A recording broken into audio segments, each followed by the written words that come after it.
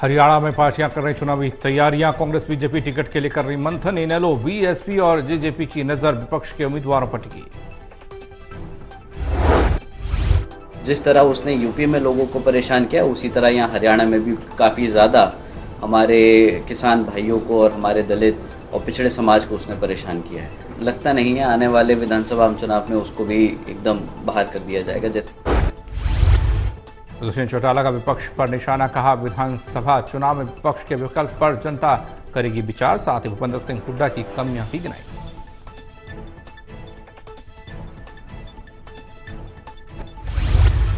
गाँव में काम चल रहा है, हल्का प्रधान सारे लग चुके हैं और मैं मानता हूं पहले से ज्यादा नंबर्स के साथ विधानसभा में जननायक जनता पार्टी बिल्कुल है। और बरवाला से विधायक जोगीराम सिहाग ने छोड़ा जेजेपी का दामन। विधानसभा स्पीकर को सौंपा इस्तीफा। विधानसभा सदस्यता से दिया इस्तीफा।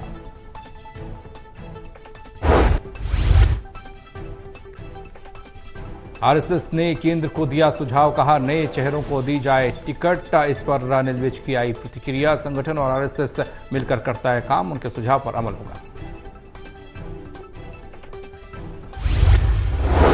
ये हमारा संगठन और आरएसएस आपस में समझ से मिलजुल कर काम करता है और अगर उन्होंने कोई ऐसा सुझाव दिया होगा तो उनके सुझाव।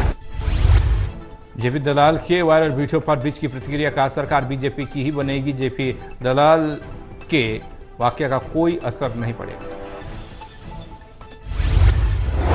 ये ऐसा प्रश्न ही पैदा नहीं होता कि हमारी सरकार ना बने। मैं तो इस बात को किसी भी हालत तक मानने के लिए तैयार ही नहीं हूं। हमारी ही सरकार बनेगी, बीजेपी की ही सरकार बनेगी। बुहारा में दीपेंद्र सिंह हुड्डा की हरियाणा मांगे हिस्सा पद यात्रा। हुड्डा का जोरदार स्वागत हुआ। हुड्डा बोले, हम अपने 10 साल का हिसाब देंगे, बीजेपी अपना दे। हमने सवाल पूछा है कि भाजपा हरियाणा मांगे हिसाब, और हम तो 10 साल का हिसाब तो देना ही चाहिए किसी भी सत्ता पक्ष को। प्रजातंत्र का ये रीति और नियम है कि सत्ता पक्ष हिसाब दे और विपक्ष और जनता हिसाब मांगे। तो इससे हमने हिसाब मांगा है। भाजपा में जो बौखलाहट दिखाई दे रही है, बीजेपी तिलमिला सी गई है, वो इस बात का प्रतीक है कि बीजेपी ने कुछ काम ही नहीं कराया। दीपेंद्र सिंह हुड्डा ने जेजेपी पर कसा तंज, कहा जेजेपी और इनेलो का कोई जनाधार नहीं। दोनों पार्टियों को मिले नोटा से कम वोट। विधायक और सांसद कांग्रेस में हुए शामिल। 50 पूर्व विधायक, पूर्व मंत्री, पूर्व सांसद, एक मौजूदा सांसद और 4 जो मौजूदा विधायक हैं, चाहे इंडिपेंडेंट थे। आचार संहिता लगने के बाद गोहाना प्रशासन हुआ सख्त। नेताओं के होर्डिंग उतरवाने का काम शुरू। नगर परिषद ने चलाया शहर से होर्डिंग बैनर हटाओ अभियान। आपके माध्यम से ये संदेश देना चाहूँगा कि कोई भी पॉलिटिकल पार्टी या फिर कोई भी कंटेस्टिंग कैंडिडेट विदाउट परमिशन कोई बैनर या पोस्टर ना लगाएं, बिकॉज एमसीसी ये जो भी कार्रवाई होगी एमसीसी वॉयलेशन के अंतर्गत आएगी, तो उसके अगेंस्ट फिर हमें एक्शन लेना पड़ेगा। और मतलब प्रशासन गोहाना के एसडीएम विवेक आर्य ने दी जानकारी, आचार संहिता का उल्लंघन करने वालों के खिलाफ की जाएगी सख्त कार्रवाई। चुनाव को निष्पक्ष और शांतिपूर्ण संपन्न करवाने की ठानी।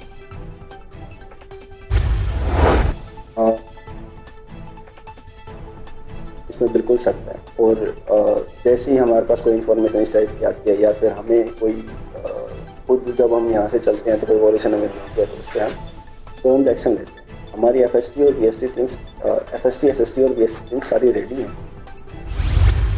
मेडिकल स्टोर पर पहुंची फर्जी सीएम फ्लाइंग की टीम। दुकान को सील करने की दी धमकी। टीम में 2 महिलाएं सहित 6 लोग थे शामिल। एक महिला पुलिस वर्दी में दिखी। शिकायत मिली है, डॉक्यूमेंट्स दिखाओ, मेडिकल को सील करेंगे। मैं सील किस लिए करना है, किस विभाग से आए हो आप? बोले हम सीएम फ्लाइंग से आए हैं। फिर बोले इतना टाइम नहीं है, जल्दी कागज दिखाओ, सैंपल लेंगे। ये वो उन्होंने धमकियां दी किसी प्रकार से भी। फिर मैंने बोला सील करके दिखाओ, आपकी क्या पावर है, कौन हो आप? इसलिए बोले लोकल पुलिस को बुलाते हैं। हम लोकल पुलिस को बुला ले, हम डरने वाले थोड़ी ना है कोई आपसे।